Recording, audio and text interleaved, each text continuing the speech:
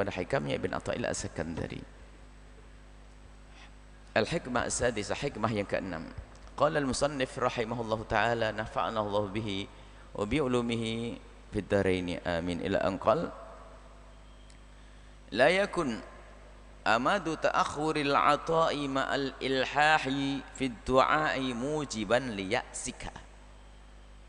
Janganlah sampai keterlambatan pengkabulan dari Allah. Ta'akhuril ata itu terlambatnya pemberian atau pengkabulan dari Allah, ma'al ilhahi dengan keseriusanmu, fid du'ai di dalam doa, mujiban liya'sika menjadi sebab kamu putus asa memohon kepada Allah. Engkau sudah memohon kepada Allah dengan permohonan yang sangat sampai dengan ilhah. Ilhah itu kalau kepada manusia maksa. Allah tuh senang kalau dipaksa begitu. Maksudnya memintanya itu pakai ilhah. Ya Allah, ya Allah. Tapi kalau sama orang, duit. Wah. Tapi dengan Allah senang, ya Allah, ya Allah, ya Allah, ya Allah. Allah senang al-ilhah. Ada orang minta dengan serius, dengan benar, tapi ternyata belum dikabul oleh Allah. Maka jangan sampai keterlambatan Allah di dalam mengkabul doamu itu menjadi sebab kamu putus asa di dalam berdoa. Enggak boleh. Fawadhamina lakam al-istijabata. Kamu harus yakin karena Allah sudah menjamin akan mengkabul semua doamu. Ud'uni astajib lakum. Kalau kau minta pasti Allah akan kasih. Tapi ingat, fima yakhtaruhu lak, Allah akan memberikan kepadamu di saat kamu memohon dan berdoa. Fima yakhtaruhu laka, sesuai yang Allah kehendaki dan Allah pilihkan untukmu. La fima takhtaruhu lak li nafsik, bukan sesuai dengan apa yang kau pilihkan untuk dirimu sendiri. Wa fil waqtil ladzi yuridu la fil waqtil ladzi turid, pada waktu yang Allah kehendaki dan bukan pada waktu yang kamu kehendaki. Jadi begini, Allah sudah berjanji akan mengkabul doa hambanya. Sudah berjanji akan mengkabul doa hambanya. Artinya jika benar doamu maka Allah akan mengkabul, sebab Allah la yukhliful mi'ad. Allah tidak akan ingkar dengan janjinya.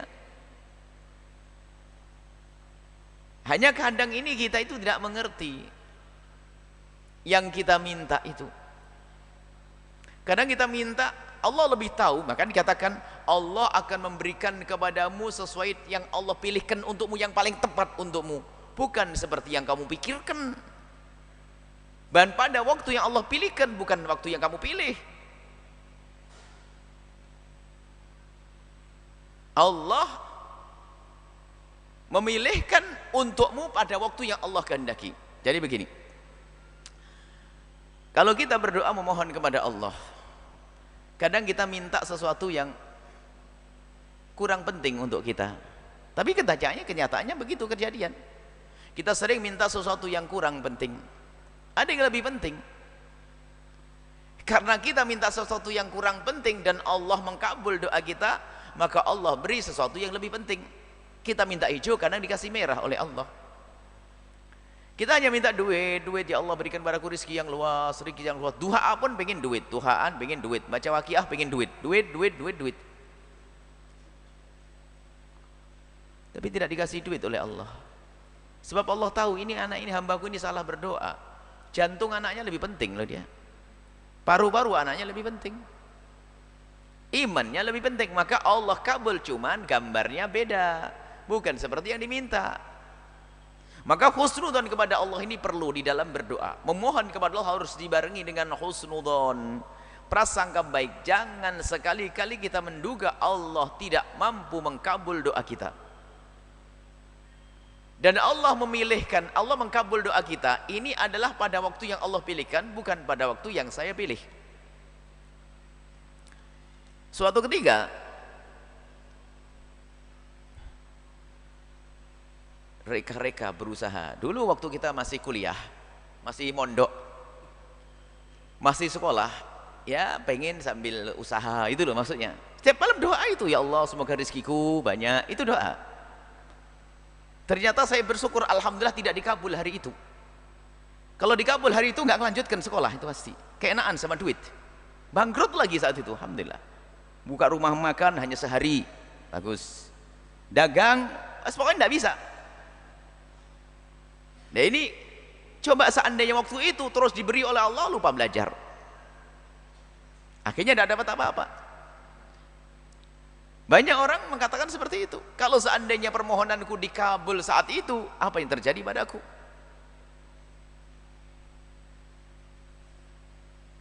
Sebuah kisah, mungkin sebuah contoh. Allah milikin di antara, ya Allah berikan keselamatan kepadaku ya Allah, aku mau naik pesawat hari ini atau naik mobil jam begini.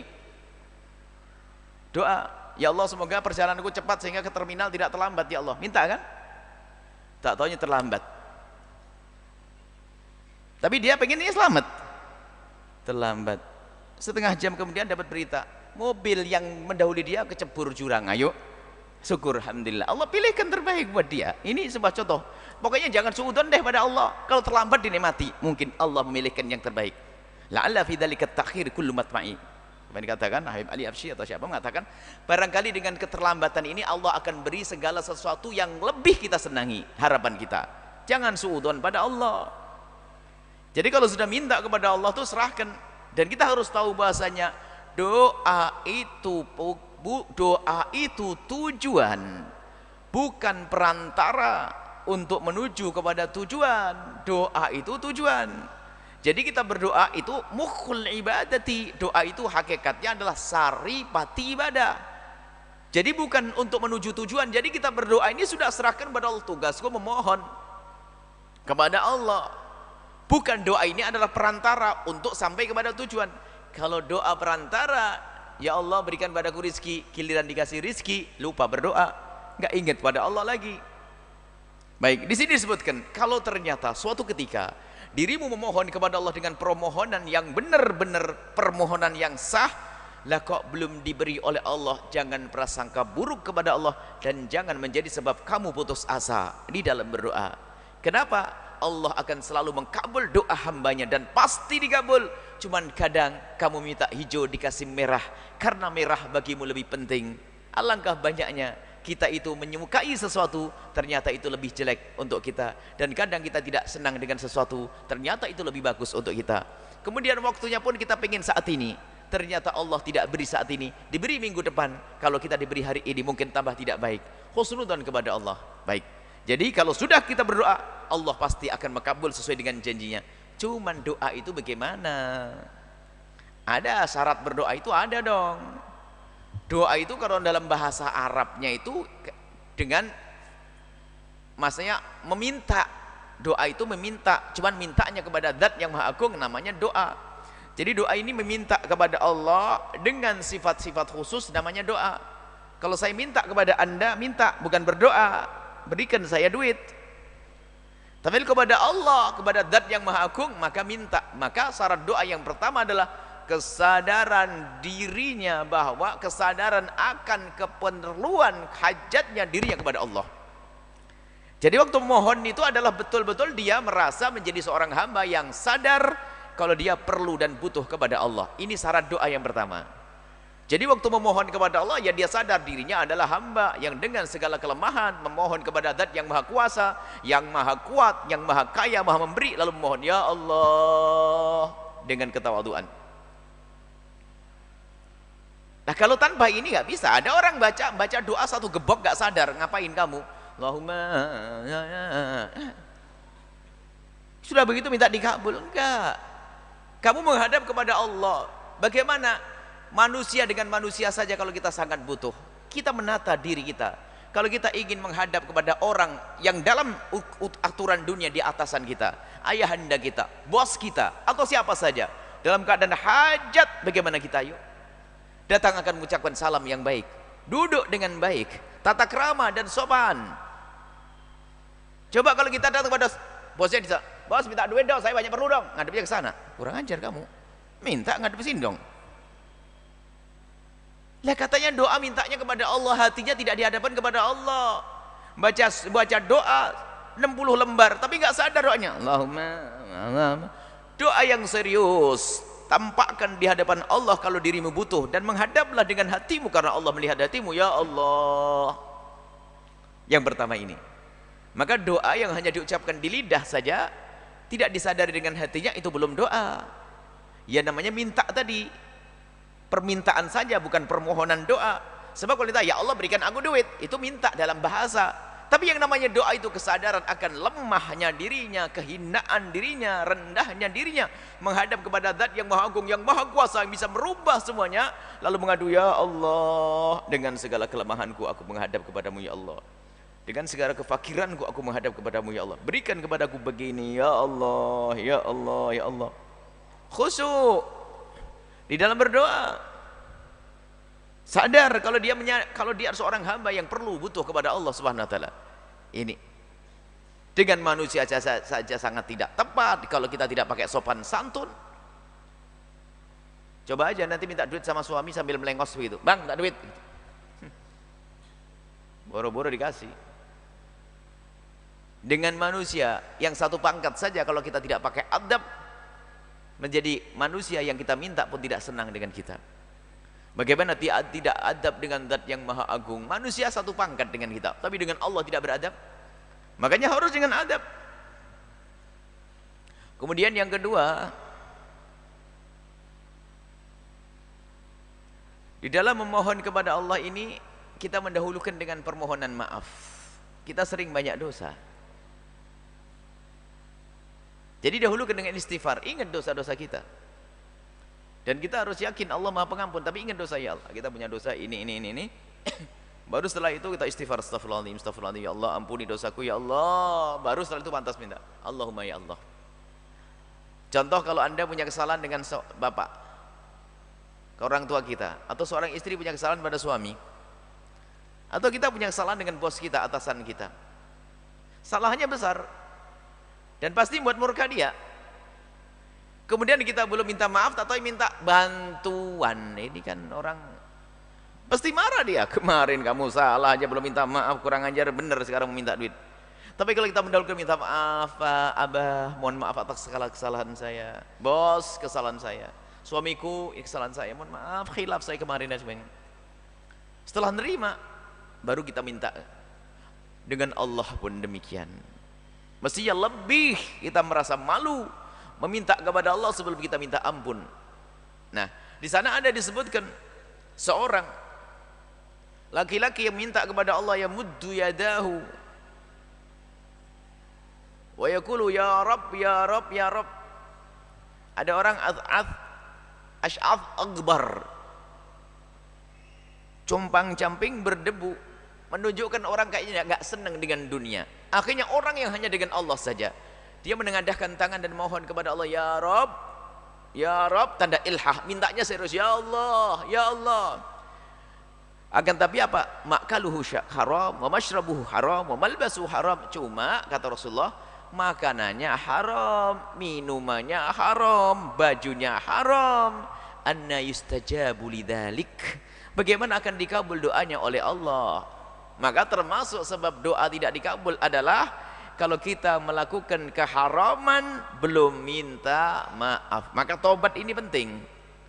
Kalau seandainya kita masih dikubang keharaman urusan makan, rizki misalnya, sadari saat itu, ya Allah, aku masih berada di keharaman ya Allah. Aku ingin pindah tapi aku belum punya tempat ya Allah. Aku mohon pindahkan ya Allah.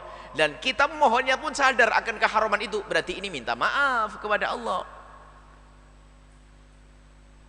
Makanannya riba, rebutan waris. Terus apa lagi? Bohong di pasar. Di depan Ka'bah nangis-nangis. Allah, Allah, bohong dia. Nggak akan dikabul oleh Allah. Makanannya haram, bekalnya haram. Tobat dulu baru nanti dikabul oleh Allah Subhanahu wa taala. Nah, ini masalah doa.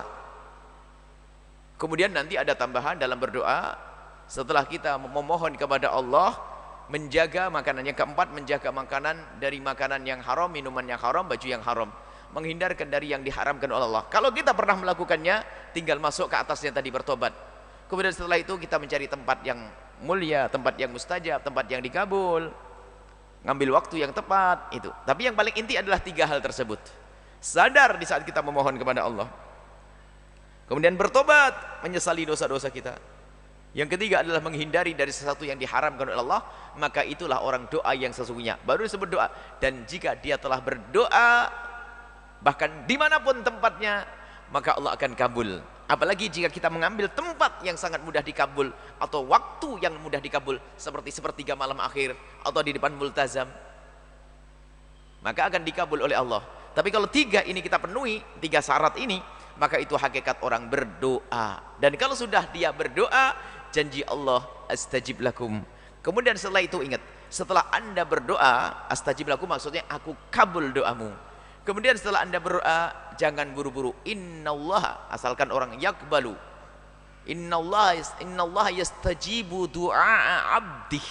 Allah akan senantiasa mengkabul doa, bukan permintaan saja. Doa dengan syaratnya tadi, sadar dirinya seorang hamba yang butuh kepada Allah, memerlukan kepada Allah, hajat kepada Allah.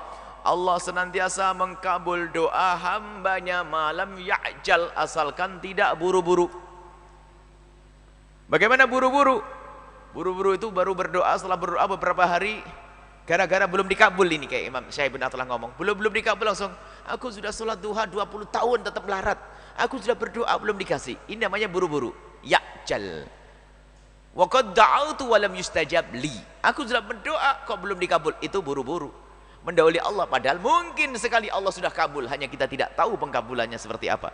Maka setelah anda pasrah kepada Allah, memohon kepada Allah dengan memenuhi syarat-syarat tadarru', tadallul, merendah di hadapan Allah, menyadari kelemahan kita, kemudian kita memohon untuk ampun kepada Allah, kemudian kita menjauhkan dari yang haram, lalu menengadahkan tangan. Setelah itu maka tunggulah pemberian dari Allah dan jangan prasangka buruk kepada Allah. Kalau ternyata saat itu anda belum dikasih, belum tentu anda belum dikasih, hanya mungkin anda tidak tahu, atau mungkin telah Allah Allah simpen nanti untuk di akhirat. Jadi yang jelas tidak boleh diantara kita berprasangka buruk kepada Allah lalu berkata, aku sudah berdoa ternyata tidak dikasih, aku sudah minta doa, minta kiai, minta ini, tapi tetap tidak dapat jodoh. Lah, ngomong tidak dapat jodoh beneran, mendahului Allah. Kisah Sayyidah Hannah penutup, ibunda Siti Maryam. Sayyidah Hannah imra'atu Imran, qalat imra'atu Imrana, Rabbi inni nadartu laka ma fi batni muharrara. Ibunda Siti Maryam itu namanya Hannah, itu selalu mohon kepada Allah agar diberi seorang laki-laki yang terbebas dari keributan dunia, hanya menjadi ahli ibadah. Doanya seorang laki-laki. Doanya Sayyidah Hannah wanita solehah, doanya dikabul oleh Allah. Doa setiap hari agar diberi seorang anak laki-laki yang akan diwakafkan untuk beribadah di tempat ibadah. Tak taunya apa? Setelah lahir, inni wada'tuha untha, keluar perempuan.